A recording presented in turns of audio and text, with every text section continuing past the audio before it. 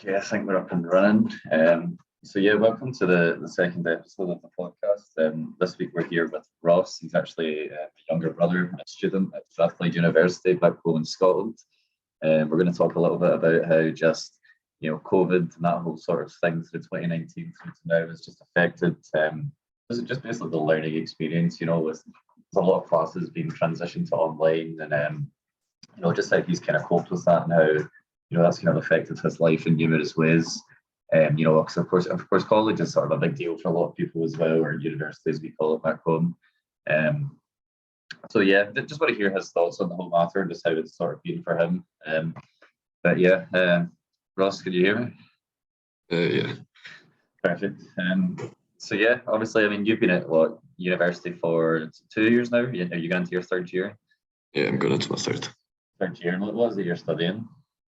International business. International business, perfect. So obviously, I mean, what you're used to is sort of coming out of high school. You went straight to college, didn't you? Just as soon as you finished high school or graduated high school. Yeah, straight to uni. Straight to uni, yeah. So yeah, for the listeners back home, I mean, college and uni, we kind of just they're a little bit different. I know in America they call it the same thing. College and university is the same thing, but college for us is sort of strictly like what we call a junior college year. And university is sort of like a 4-year institution. But yeah, I just wanted to sort of hear your thoughts on obviously the pandemic and everything as well, and just how you went from that adaptation. So you went from sort of that in classroom experience, where you're physically present, you have a professor in front of you, you're learning that way, just to transitioning just to everything being taught completely online, and of course that higher level as well. So I mean, how's that been for you, just sort of in terms of your learning? Like, what do you prefer? Do you prefer everything online, or would you prefer the in-class experience? I'd say a blend of both is ideal because, I mean, going straight into uni at the start of COVID, I didn't have freshers, any introductory in-person activities, which really limits the ability to meet new people and form social groups, and especially when you're working in group activities, it can be quite difficult online, trying to find times when everyone can Zoom call, and it can be quite hard to cooperate because you're having to all work on the same documents and constantly update. But for lectures and sort of one-way calls, like lectures where you're just listening to a lecture, looking at slides on Zoom, that's doable. It's quite easy to take notes, and you're sort of in your own comfort if you're on home. But the thing is, you can become quite complacent, quite lazy, so it can kind of develop bad routines constantly, like studying at home, not having to go out, not having to prepare yourself. And yeah, of course. I mean, for obviously the American listeners out there, and basically what Ross was saying about freshers is sort of like I'm trying to think what we would call it here at Union. It's that sort of first week, or first couple of weeks, where there's just lots of activities for sort of new students and things like that. Just getting them familiar, with the university, the college, the campus. It's a lot of interaction, sort of with professors and with classmates and things like that. So obviously, what Ross is saying there, is kind of that with COVID and everything was moved online, and all campuses were closed, and everything was just strictly online, wasn't it? yeah. Yeah, so I mean, of course, with that whole online experience, I understand from my point of view as well. I did my undergrad, and it was more or less all in person. I don't actually think I had any online classes apart from maybe one or two of those. But now that I'm doing my masters, it's strictly all online, really, apart from maybe one hybrid class that I have, in my 2 years here. So I can understand, it gives you more flexibility, if you have all your classes online, especially someone in my position where it's like I'm working full time, it's a very, very busy schedule as an assistant coach, at college level. The seasons are short, but they're very, very jam packed. And then of course you put that on top of everything else in life as well. The fact that my partner and I are expecting our first child in a couple of months, and that obviously comes with a lot of stress as well. But yeah, I mean, in terms of obviously, you mentioned that a lot of your coursework is sort of done online, and there's a lot of group activities you said within your course as well. Yeah. Yeah, so I mean, obviously, I'm imagining with those group activities, it's like you're relying on a lot of other people. you know, and it's all sort of like one document that everyone can edit, everyone can share. And it's just finding those times to get on Zoom calls, get together and sort of match everybody's schedule. I can understand how that, you know, how that can be difficult and kind of hard to organize, you know, and at the same time with group work, you're also, like I said, you're relying on a lot of other people, you know, to get the work done and to do a good job of it. Because are you graded individually in these things? Or are you graded, you know, as a group? Well, for each class, there will be individual assessments and group assessments. The group assessments, everyone will get the same grade.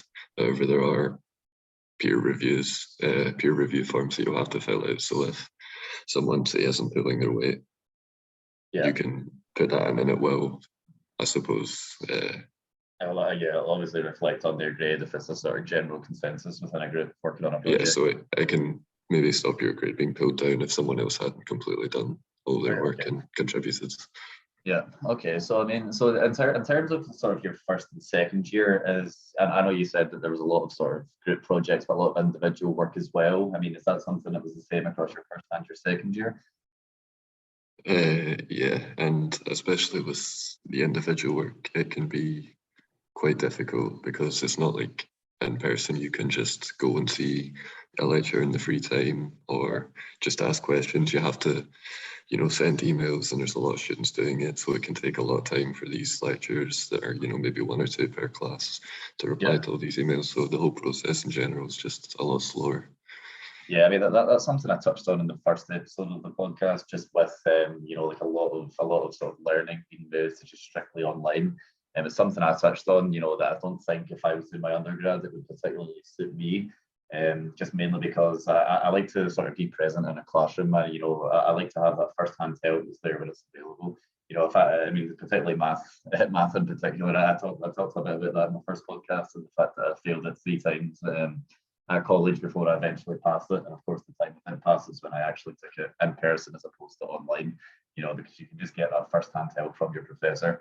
So is that something that you would generally prefer then, or is it just sort of circumstantial depending on what subject, you know, you're taking? If it's a subject you're comfortable with, would you rather just do it online, you know, to save you the hassle of having to go in to a physical class, you know, especially traveling as well?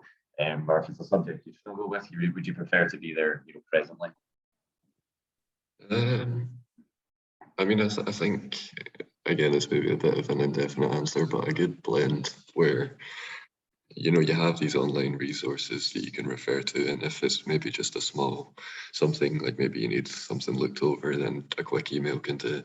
But then again, also when it comes to sort of in-depth explanations of maybe a theory or something you didn't understand, doing that online through an email chain can be quite tedious. And being able to actually go onto campus and arrange an in-person meeting where it's just like a lot more can get done in a quick time. Okay, absolutely. And I suppose for you, I mean, I'm guessing you commute to university, wouldn't you? You would have to commute to university for your in-person classes. Yeah. Yeah, which is what, I don't know, 30 minutes on the train or something. Yeah. Yeah, so I mean, I can understand, you know, from that point of view. Of course, I'm the exact same. You know, with some subjects, you know, like maths, which I struggle with, I would much prefer that sort of in-person experience, face to face with a professor. You know, but there's other classes that I'm quite competent in, whether it be maybe like an English class or literally, that's a hard word to say, a literacy class. You know, I'd probably just prefer to do that online because it's something I'm comfortable with, and don't think I would have to be present in a classroom. But in terms of sort of just your overall university experience so far, how would you say that COVID's, you know, really limited that for you?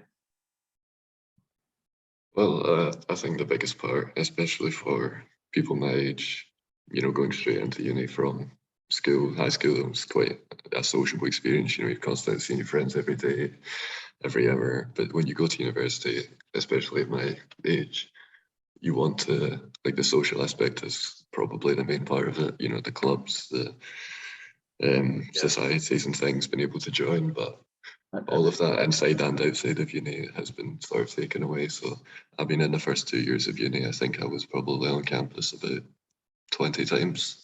20 times, yeah, which is not a lot of times. Yeah, that was only for a few group assignments. So I only met people that were in my groups, which was, you know, limited to about 10 people. over the space of 2 years.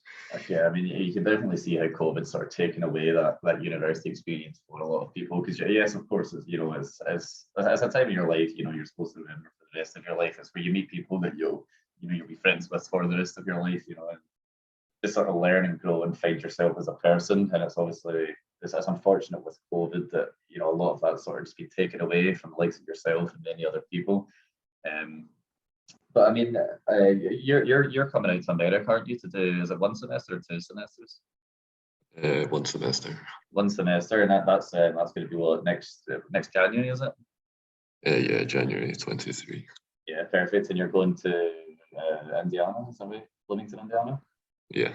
Yeah, perfect. So I mean, of course, that's not even too far from me as well. So I think it's about 6 hour drive, I think, from where I'm staying. So yeah, not too far at all. But I think when you come out here, obviously, especially now, I'm not sure about it's back home, but things here in terms of restrictions have been eased to almost nothing really. There's no requirement to wear masks anywhere, or there's just not really. It's kind of at a point now where it's died down a lot here. All campuses are open, all in-person classes are back on, all the sports are back on at college and things like that as well.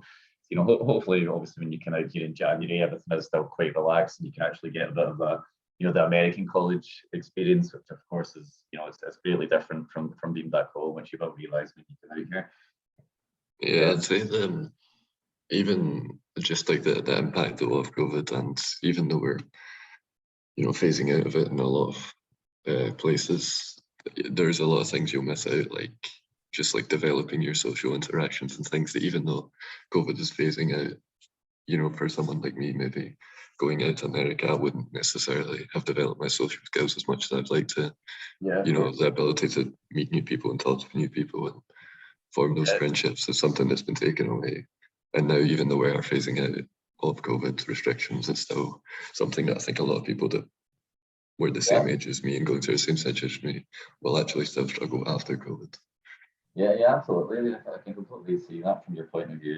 It's like it's affected a lot of people in a lot of ways, and maybe even ways that people haven't necessarily thought of. Just the fact that you are kind of just, your whole degree's more or less been online for 2 years. So there's not really any of that social interaction. There's not getting to go out and meet all these new people and just sort of create all these memories. Which is quite unfortunate. But I mean, hopefully when you come out to America, though, it's definitely a different lifestyle out here. Of course, I'm just speaking from experience because I've been here now.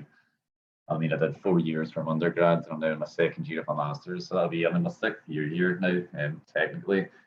And I've kind of started. I'm at a point now where I'm creating a life for myself. I've got a partner, a baby on the way, and I've met a lot of friends that I'll speak to for the rest of my life. So I'm hoping when you do come out and get to experience this. I mean, I definitely don't have a baby. I would jump into that one. But, no, but I'm sure I hope that you do kind of you have a really good time. Hopefully, I'm not too far away either. So we'll meet up and stuff like that and show you about a little bit. We can definitely have some good times together. But yeah, I think that the main thing will be the sort of boosting motivation because, I mean, studying 2 years online, you do sort of, when you have those lack of social interactions and things, you can kind of lose your motivation because, well, and you can become complacent, maybe I'll just skip a couple online lectures and I could catch up at a later point, or yeah, of course. You can lose motivation and you can get complacent and lazy. But I think with these easing restrictions and stuff, and actually having, something to look forward to going in and actually doing in-person activities, meeting new people is definitely going to boost the motivation. Yeah, definitely. Well, I think that'll pretty much wrap the podcast up there for episode 2. Thanks for obviously coming on and having a chat with me for sort of 10, 15 minutes or so. Thanks for having me. Yeah, no problem at all. Okay, well, take care and I'll talk to you soon. Thanks. Bye. Bye.